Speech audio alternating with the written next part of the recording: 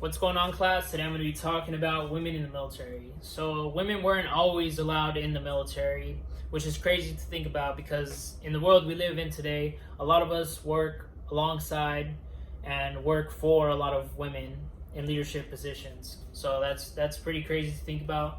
Of course, for the time era, it doesn't seem so crazy, but I just have a hard time wrapping my head around that. According to Army.mil, women did serve alongside military, uh, but weren't actually a part of the military. They served as nurses, cooks, stuff of that nature, which they did have some spies in the Revolutionary War, which were women, and they did a lot of the recon and sent messages to and from a lot of the combat areas, which was pretty cool to me that they went out of their way to do that stuff, even though they weren't given that opportunity to join the military or that recognition. So they definitely did a lot of hard work there. According to military.com, the first woman to serve in the United States Army wasn't ever recorded, which is crazy because in the military now we do a lot of paperwork. We record everything, so for something like that to not be recorded, it just seems pretty crazy. They did share that a lot of people agreed that the first woman to serve in the United States Army was Deborah Sampson, which dates back to the 1780s.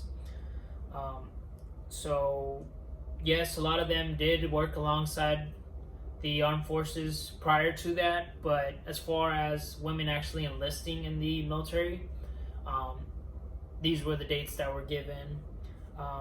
For the other branches, such as the Navy or the Marines, those weren't until the 1917 and 1918, which were later dates, which makes sense because the Army is the oldest.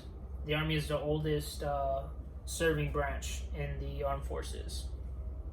WiseGeek.com shares that by 1943, they had established a Women's Army Corps. So that was pretty cool because they were actually given a title, which for me would give me a little bit more purpose, a little bit more pride to actually be working for something and seeing those small steps into actually getting that integration. So by 1978, it was disassembled only because of the fact that they had seen these women just reaching even more milestones, and then that's when it got disassembled and they got actually integrated into the actual military. The role for women in the military didn't change up until the late 20th century, and the reason behind that was because we were moving into modern weapons and a modern type of war, which by then around 40,000 women had seen or engaged with enemies. So they had seen combat, and that's according to infoplease.com. So all that had to do with the modernization of weapons and the type of war we fought.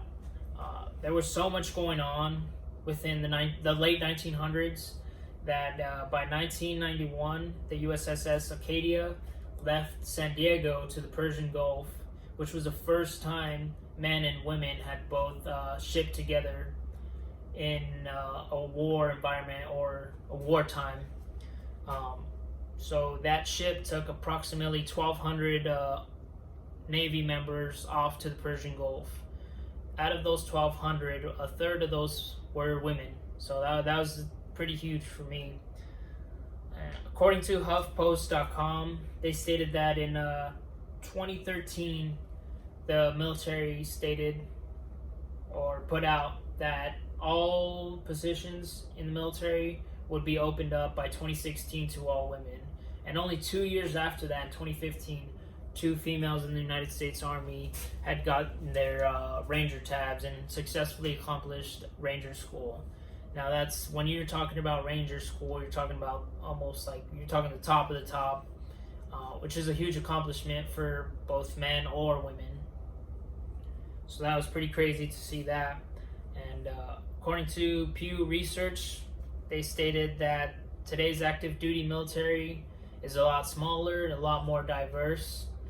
which I have seen firsthand experience that diverse group of people, and I love coming to work every day and seeing different ethnicities, different genders, different everything. It makes us who we are, and we learn a lot from different people, and you can see how it brings us all together as a whole. I do think that we need more women in the military, and I do encourage a lot of more women to join the military, because I have worked alongside and I have worked for military in leadership positions, and they do a great job at it. And it's always great to have that different perspective, that female image or that female perspective. So, yeah, that's women in the military.